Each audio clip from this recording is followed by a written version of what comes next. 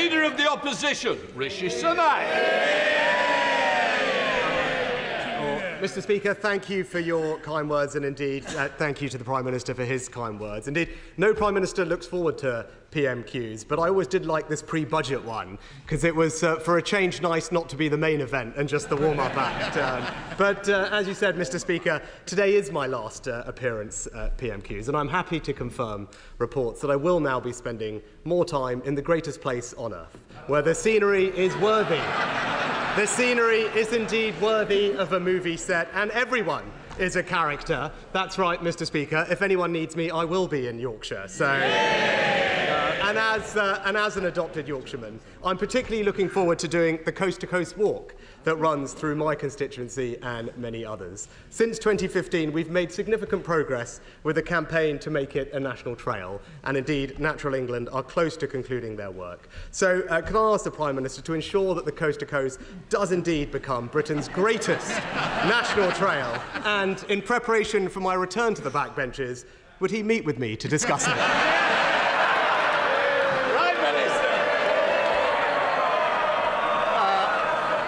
Mr. Speaker, I thought he was about to ask me to join him on the walk. But certainly, I will meet him, and it is an important point.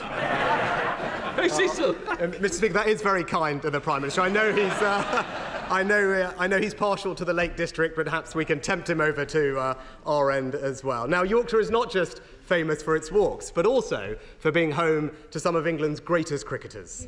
Now, sadly, no one's going to put me on that list, Mr. Speaker, but who knows? I've got a lot more time to practice now. So, but cricket does have the power to bring people together from all communities and give them fantastic opportunities, as shown so powerfully by Andrew Flintoff's recent documentary. Yeah. Now, we also lead the world in female participation, and that will stand us in good stead when we host the Women's World Cup in 2026 and when cricket becomes an Olympic sport in 2028. So could I therefore ask the Prime Minister to continue government support for the England and Wales Cricket Board's new initiative to get cricket into vastly more state schools, fostering a whole new generation of cricketers for us all to cheer on at every level? Yes, is the answer to that question. And the point is a really important one. We celebrate cricket, it does bring communities together, but it's also really important for children and young people to enjoy sport, lots of different sports, because it gives them a confidence that they might not otherwise have. It gives them the ability to work in a team and teaches them about skills like leadership. So I'm fully supportive. Now, our two predecessors, Sir Tony Blair and Lord Hague, have repeatedly come together and powerfully argued in their joint reports that it is vital for the future prosperity of Britain's economy, society and public services for us to be a world leader in technology and innovation. Now, the Prime Minister and I may not yet be at our joint report writing stage yet, but in a similar spirit of cross-party agreement, could I ask him to find his inner tech bro and continue to support emerging British tech businesses and establish our country as the home of AI growth and innovation? Prime Minister. Yes, and this is a really important point. The Leader of the Opposition held a summit last year on AI, which was very important. We have been bringing together the leaders in AI. We have a huge advantage in this country, being ranked in the top 3 in the world. AI is going to have huge potential for our growth, for our public services, and I think the whole House should be fully supportive of this. Prime Minister. The Prime Minister has the immense privilege The Prime Minister has the immense privilege of being the Prime Minister of the United Kingdom of Great Britain and Northern Ireland. Now, Northern Ireland is a special part of our union, but one that needs particular care, attention and respect. Having a strong functioning assembly at Stormont is good for the people of Northern Ireland and good for our union. And that's why I was so pleased to see government restored there earlier this year, and I'm grateful to him for his support with that. So can he assure the House that he will continue to work to keep Stormont open, delivering for the Northern Irish people and strengthening Northern Ireland's place in our union? Prime Minister.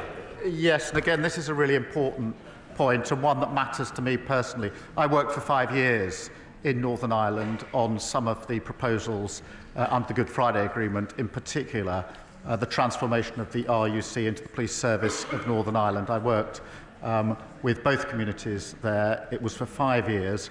It was very important to me, had a huge impact on me, and so I care deeply about Northern Ireland, and I absolutely agree that the institutions government needs to be up and running and want to give all support I can to the further development in Northern Ireland.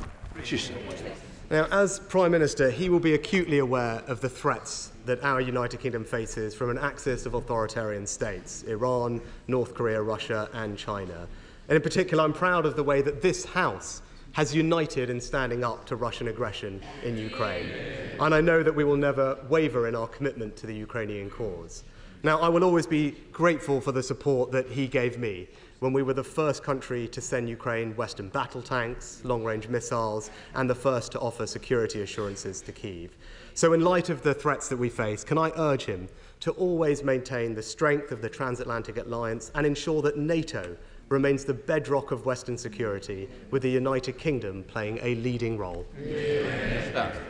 Yes, and NATO is, in my view, as important today as the day in which it was created, in light of the challenges that we face.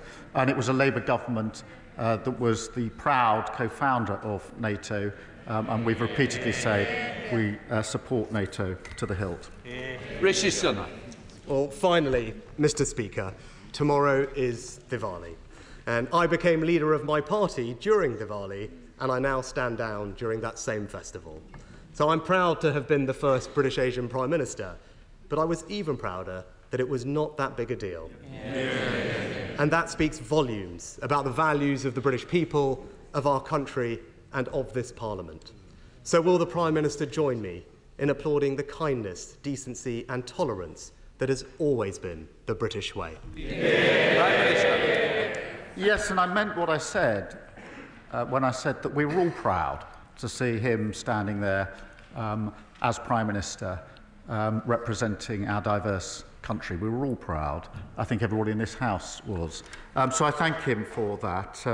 And his last question, final question as leader of the opposition, although judging by the speed with which his party goes through leaders, he may be back here before too long. But in the meantime, I'm sure he'll be a great champion for the people of Richmond.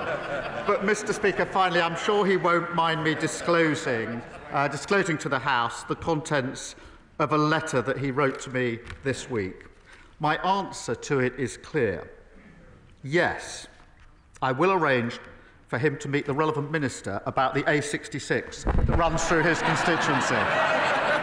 Dave Hillier.